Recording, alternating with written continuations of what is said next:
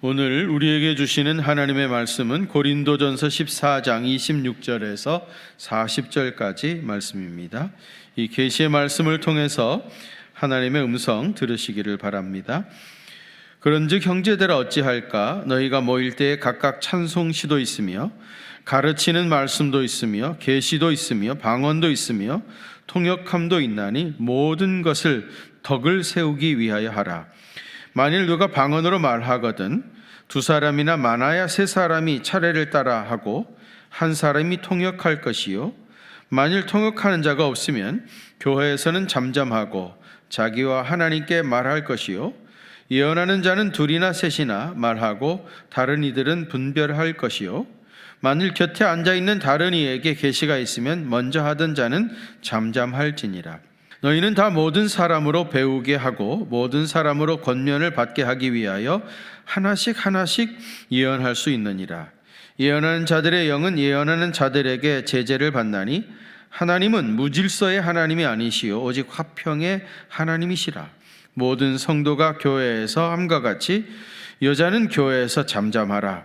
그들에게는 말하는 것을 허락함이 없나니 율법에 이른 것 같이 오직 복종할 것이요 만일 무엇을 배우려거든 집에서 자기 남편에게 물을지니 여자가 교회에서 말하는 것은 부끄러운 것이라. 하나님의 말씀이 너희로부터 난 것이냐 또는 너희에게만 임한 것이냐?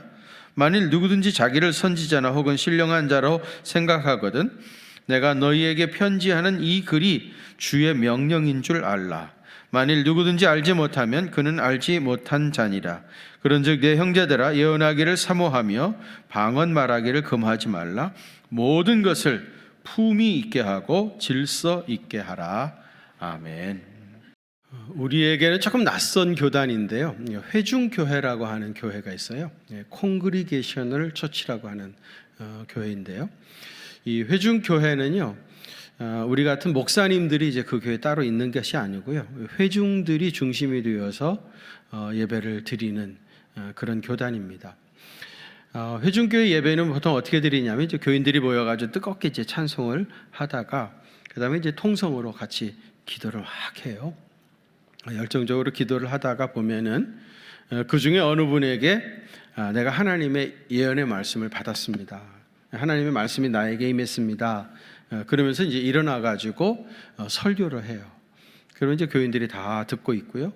그리고 이제 그 예언이 끝나면은 또 다시 이제 찬송을 하고 또 그러다가 기도하고 그러다가 또 누구에게 하나님 말씀이 임하면 일어나서 이제 또 예언의 말씀을 전하고 이런 식으로 이제 회중들이 중심이 되어가지고 예배를 인도하는 교회가 있습니다. 그래서 회중교회, 콩그리게이셔널 처치라 이제 그렇게 얘기하는데요. 이단은 아니고요. 이단은 아니고 우리 개신교 교단 가운데 하나입니다.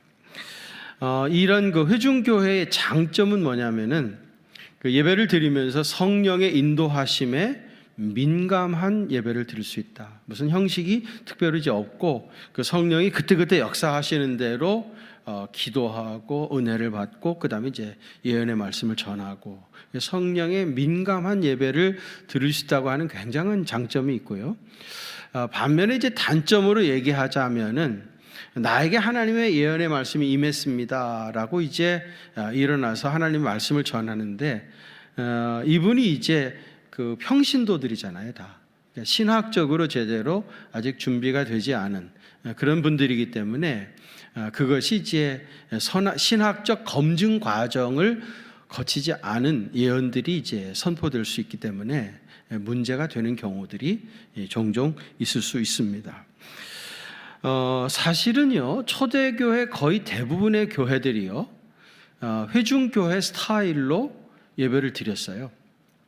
왜냐하면 이제 초대교회에 그 교회에서 단독으로 목회하는 사도들이 없었잖아요.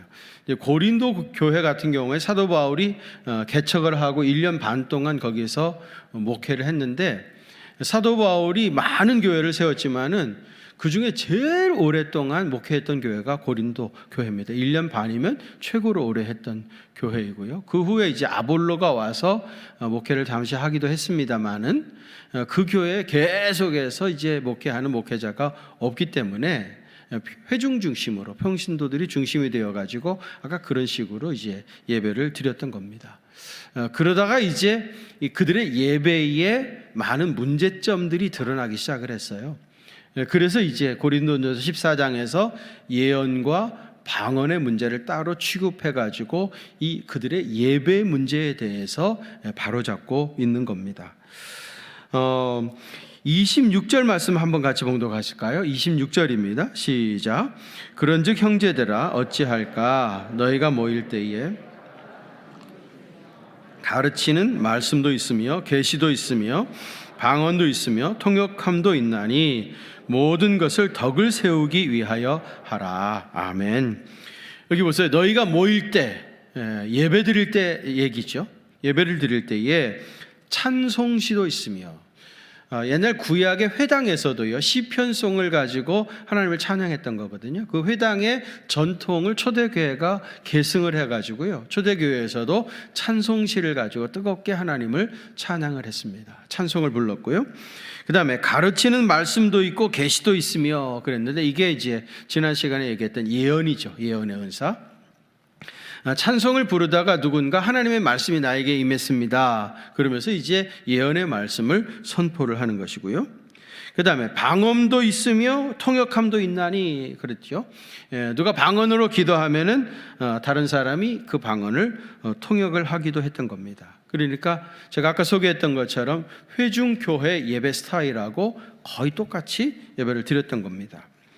근데 문제는 찬송과 예언과 방언 이 예배의 요소들이 질서 있게 잘 진행이 되어지면 괜찮은데 이 예배를 인도하는 사람이 제대로 없다 보니까 한쪽에서 열정적으로 찬송을 하고 있는데 또 누군가는 막 방언으로 뜨겁게 기도를 하는 겁니다.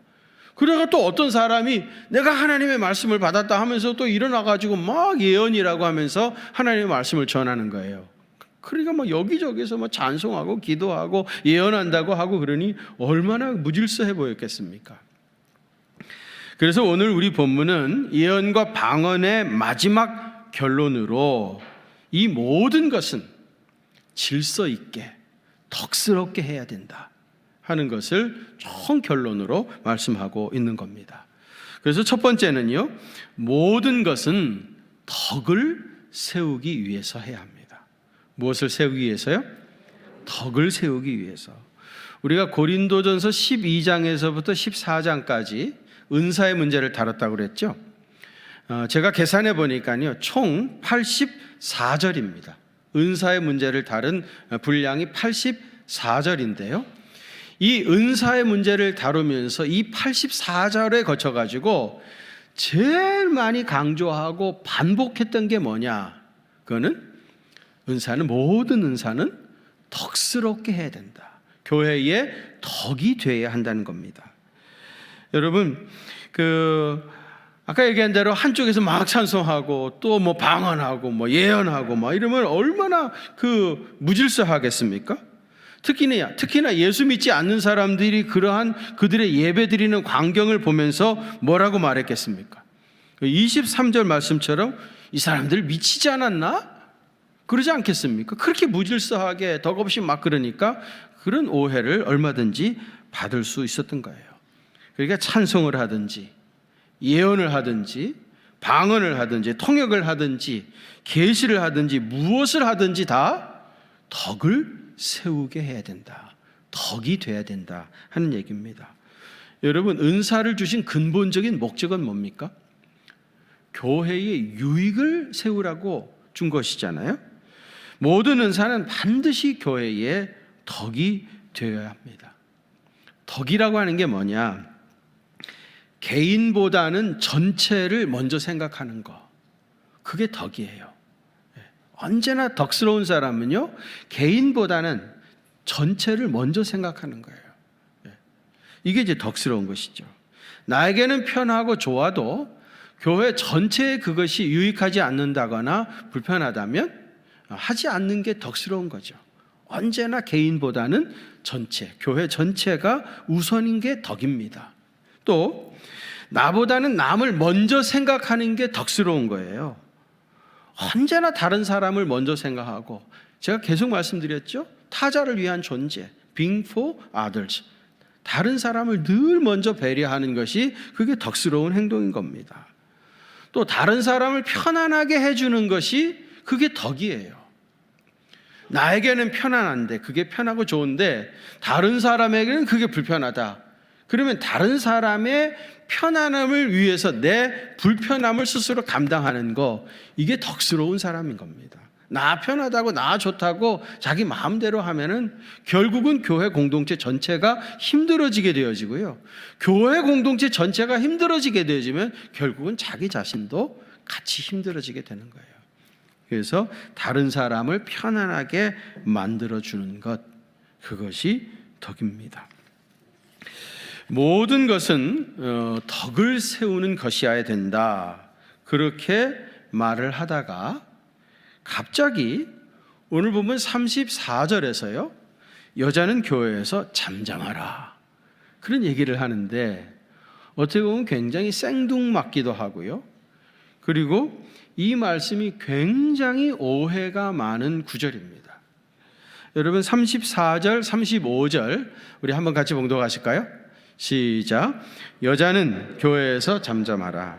그들에게 말하는 것을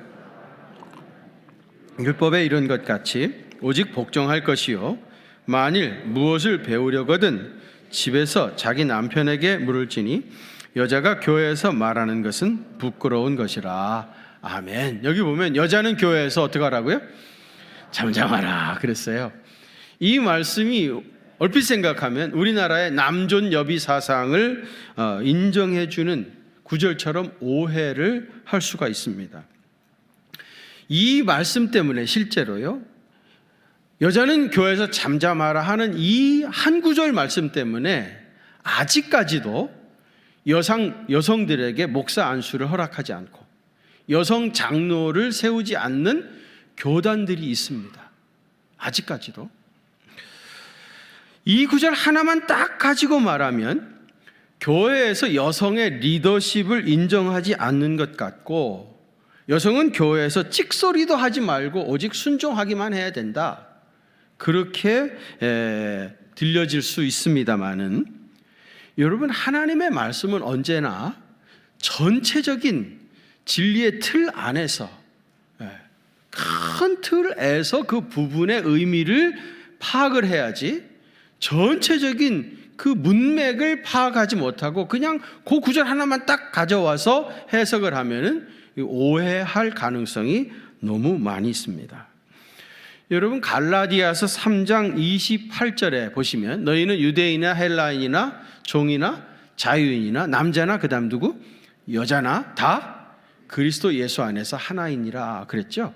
그리스도의 복음 안에서 이 모든 신분의 장벽들이 무너져 내렸다고 했습니다. 인종차별, 신분의 장벽이 다 무너져 가지고 그리스도 안에서 모든 사람이 다 하나가 되었던 겁니다. 그것이 복음이 우리 인류 문화에 준 엄청난 혜택이고 혁명 같은 일이라고 말씀을 드렸습니다. 그런데 여러분,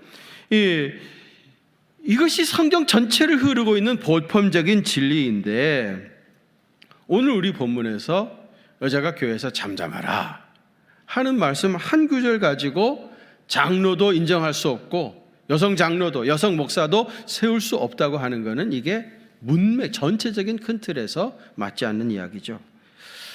왜 이런 오해들을 그들은 하고 있는가? 이 말씀이 주어진 고린도 교회라고 하는 상황을 무시하고 읽기 때문에 이런 오해가 생기는 겁니다. 제가 고린도전서를 처음 강의할 때 고린도라고 하는 도시에 대한 설명을 쭉 말씀을 드렸어요. 이쪽 서쪽에는 고린도 항이 있고요, 오른쪽에는 사로스 항구가 있다고 그랬어요. 양쪽으로. 그리고 그 폭은 8km 정도밖에 되지 않아 아주 조그만 협곡입니다. 양쪽에 항구가 있어가지고 늘 많은 선원들이 있었고, 그 다음에 이제 이교의 신전이 있어가지고 이 신전에서 1,000명의 여사자들이 밤에는 몸을 파는 공창 노릇을 했고, 그 수입이 신전의 주 수입원이라고 했습니다. 그래서 고린도 교회는 굉장히 음란한 교회였다. 우리가 고린도전서 그동안 보면서 이제 고린도 교회 안에 있었던 음란의 문제도 우리가 지난번에 다 취급을 하지 않았습니까? 전에 그렇게 음란한 짓을 하던 사람들이요, 복음을 듣고 교인이 됐습니다. 귀한 일이죠. 전에는 그런 짓을 했었지만은, 그런 방탕한 삶을 살았지만은 복음을 영접하고 그리스도의 제자가 되어서 고린도 교회 교인이 된 겁니다. 그런데 여러분, 고린도 교회 교인이 되었다고 해서 하루아침에 사람이 달라질 수 있는 게 아니에요. 사람이 변화되지려고 하면은 굉장히 많은 시간이 필요하게 되어져요. 그래서 여러분, 목사 후보생들을 이제 선발하는 신학대학원 보면은 그 세례를 받고 적어도 7년이 지나야 신학대학원, 나 목사 되겠습니다 라고 신학대학원에 원서를 낼 수가 있어요. 신학대학원이 3년 과정이거든요. 그러니까 세례를 받고 7년 지나야 되죠. 그 다음에 신학대학원 3년 지나죠. 그러면 적어도 10년은 지나야 목사가 될 수 있다, 그런 얘기입니다. 그만한 충분한 시간이 필요한 거예요. 우리 교회에서 장로님들을 세울 때도 우리 교단의 헌법에 보면은 세례를 받고 무흠 7년이라고 하는 시간이 지나가야, 그래야 장로님으로 세우실 수 있는 거예요. 그만큼 정말 우리가 과거에 행했던 모든 악한 습관들, 이런 것들을 털어버리고 새 사람이 되어지는 데는 이렇게 굉장히 많은 시간이 필요한 겁니다. 사도 바울도 말이죠, 다메섹 도상에서 극적으로 예수님을 만나잖아요. 그런데 사도 바울이 다메섹에서 예수님을 만나가지고 그 다음 날부터 뭐 1차 전도여행, 2차 전도여행, 3차 전도여행, 로마 전도여행 이렇게 다닌 게 아닙니다. 사도 바울이 다메섹 도상에 예수님을 만난 후에 완전히 새 사람으로 거듭났죠. 그리고는 어디 가죠? 길리기아 다소라고 하는 자기 고향에 가가지고요, 그 기간을 정확하게 우리가 말할 수는 없지만은 최소한 3년에서부터 맥시멈 한 7년 정도, 그 정도 충분한 시간을 보내면서, 그가 예전에는 완전히 골수까지 유대교에 사로잡혔던 사람이잖아요. 그는 완전히 유대교에 특심한 사람이었고, 그의 가치관, 또 그가 사용하는 모든 언어들, 그 다음에 그의 모든 습관들, 이런 게 완전히 유대교에 절어있던 사람인데, 거기서 7년이라고 하는 시간을 통해 가지고 그리스도의 복음의 사람으로 변화되어지는데, 그런 굉장한 시간이 필요했던 겁니다. 고린도 도시라고 하는 곳에서 남자한 생활을 하다가 말이죠, 어느 날 예수님 영접하고 그리스도의 제자가 된 거예요. 교인이 된 겁니다. 이 사람들이 교회 오자마자 우리가 그리스도 안에서 이제 해방된 자유인이 되었으니까 이제 두건도 벗어버려야 되겠고, 그리고 막 나서가지고 말을 하고 하는데, 아직까지도 그들이 사용하는 언어라든지 매너라든지 옷차림이라든지 하고 다니는 꼴이라든지 이런 것들이 전혀 그리스도인답지가 못했던 거예요. 그래서 교회에서 여자들은 잠잠하라, 그렇게 말한 겁니다. 이제 이해가 됩니까? 고린도 교회라고 하는 그런 상황에서 여자들은 교회에서 잠잠해야 된다. 그러지 아니하면 덕이 안 되는 거예요. 덕을 깨치고 있는 거잖아요. 그래서 잠잠하라고 한다는 겁니다. 이러한 배경을 알지 못하고 이거를 문자적으로 만일에 오늘 현대교회 여성들에게 그대로 적용한다고 하면 이건 엄청난 인격 모독이죠. 그렇죠? 제가 전에 로마서를 강의할 때 로마서 맨 마지막 16장에 로마 교회를 섬겼던 평신도 지도자들 34명의 명단이 나온다고 그랬어요. 그 34명의 명단 가운데 9명은 여성 지도자들이었다 그랬어요. 이미 로마 교회는 집사라고 하는 이름으로 안수를 받고 로마 교회를 섬기던 여성 지도자들이 많이 있었던 거예요. 제가 그걸 얘기하면서 무슨 얘기했어요? 9명이나 있었다고 하는 이 사실은 인류 문화사적으로도 의미가 있는 일이다. 왜?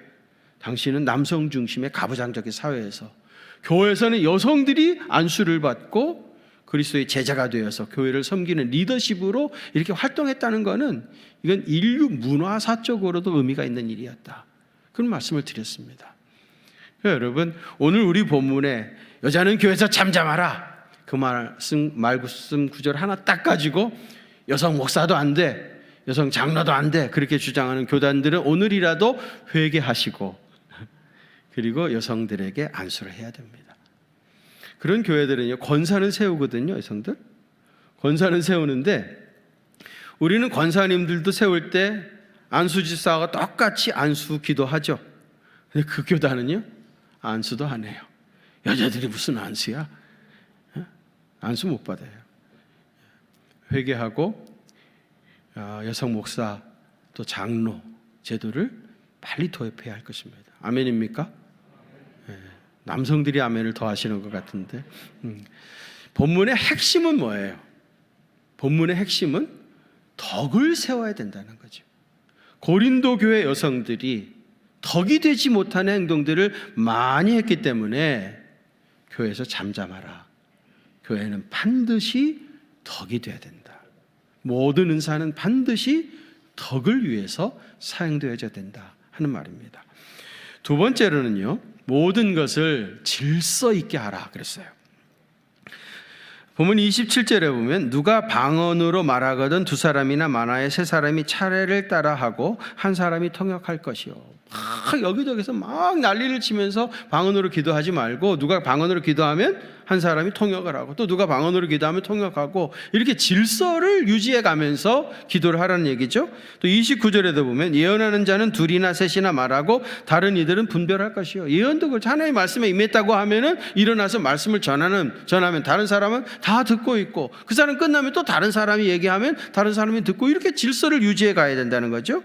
30절, 만일 곁에 앉아있는 다른 이에게 계시가 있으면 먼저 하던 자는 잠잠할지니라.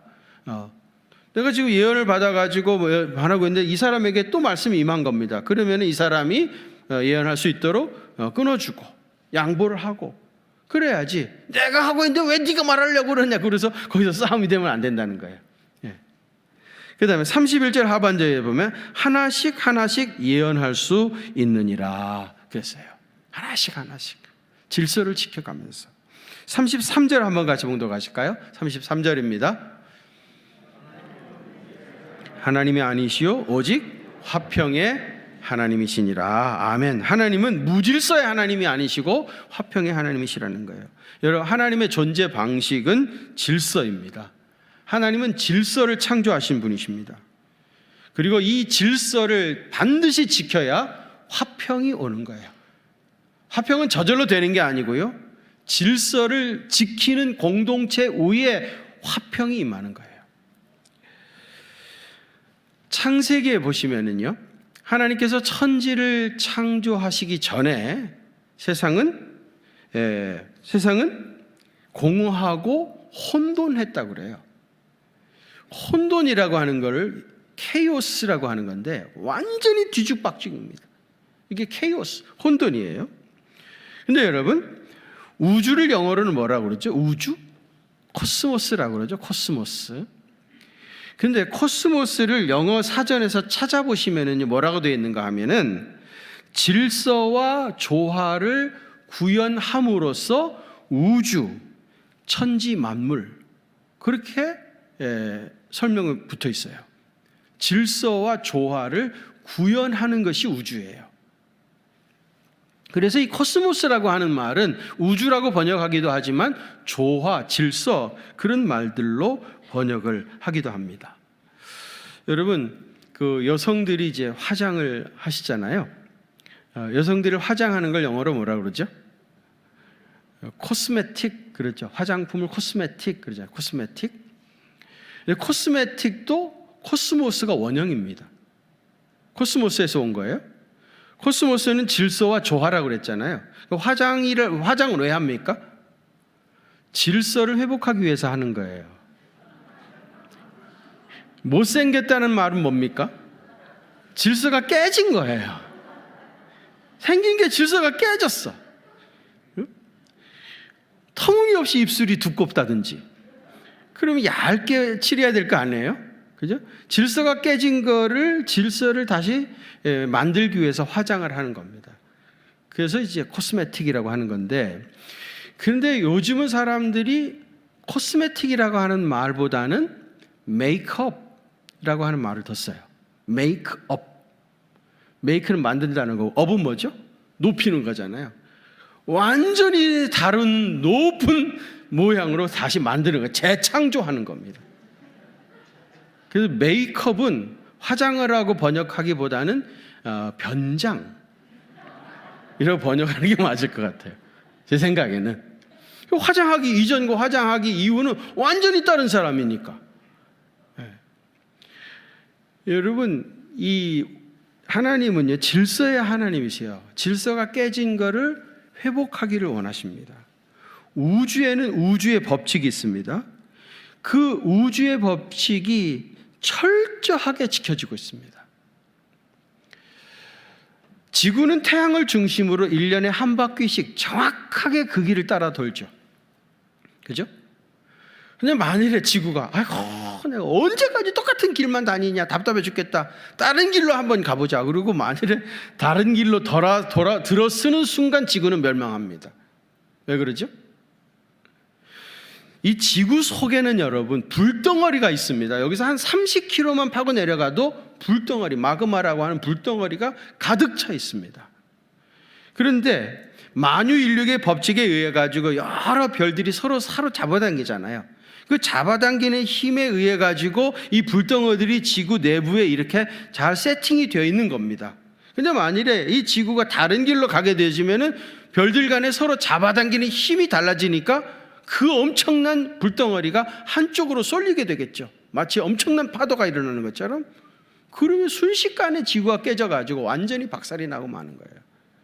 그러니까 지구가 그 궤도를 일탈하는 순간에 지구는 멸망의 날이 오고 마는 겁니다.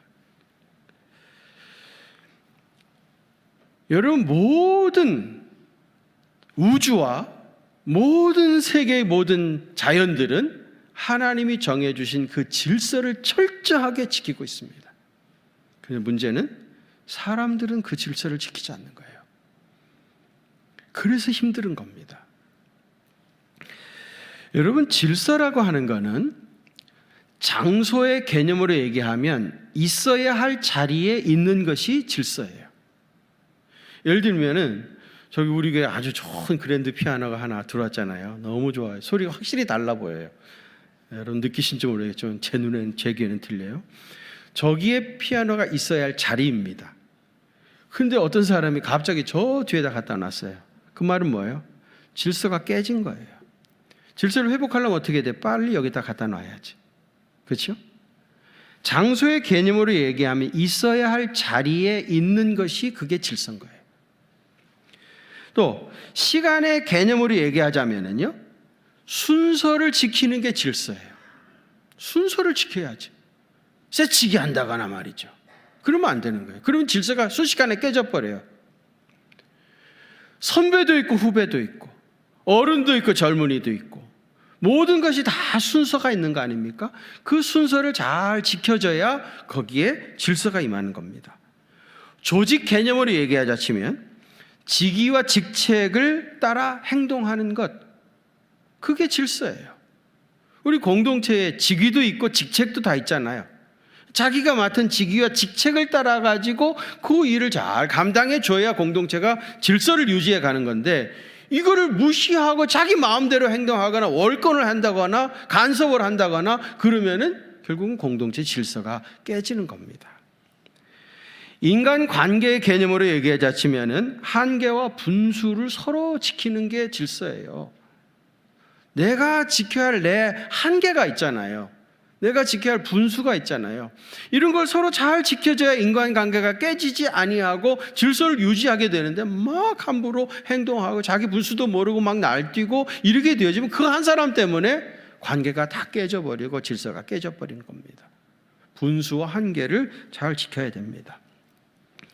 법 개념으로 얘기하자 치면요, 여러분 법이라고 하는 건 왜 만들었어요? 서로가 질서 있게 조화롭게 잘 살기 위해서 합의하에 만들어진 것이 법입니다. 그러니까 법을 서로 잘 지켜야, 그래야 그 사회가 질서를 유지할 수 있는 거예요. 법을 지키지 않는 것은 이건 잘못된 거예요, 여러분. 근데 우리나라는요, 이 법이라고 하는 게 언제 만들어졌는가 하면 일제시대 때 만들어졌죠. 그 이전에는 왕정시대였잖아요. 왕정시대에는 왕의 말이 곧 법입니다. 법이고 자시고 없었던 거예요. 그래서 일제시대 때 일본 사람들이 법을 만들었기 때문에 이 사람들이 우리를 착취하고 다스리고 지배하고 하기 편리하도록 자기들 나름대로 법을 만드는 거예요. 그러니까 그때는 일제시대는 법을 안 지키는 것이 사실은 애국자였죠. 법을 안 지키는 사람이 의식 있는 사람이고 깨 있는 사람이었습니다. 그런데 지금은 여러분 일제시대가 아니잖아요. 지금도 법을 지키지 않는 것을 잘하고 생각하면 이건 식민주의 잔재가 아직도 남아있기 때문에 그래요. 그래서 우리 뭐 사람들 간에 싸우다가 그러잖아요. 법대로 합시다, 법대로. 여러분, 법대로 하는 게 잘못입니까? 저만 열을 내는 것 같아요. 법대로 하는 게 잘못이에요? 법대로 하는 게 잘하는 거예요. 그렇게 해야죠. 법을 서로 잘 지켜야 질서가 유지되어지는 겁니다.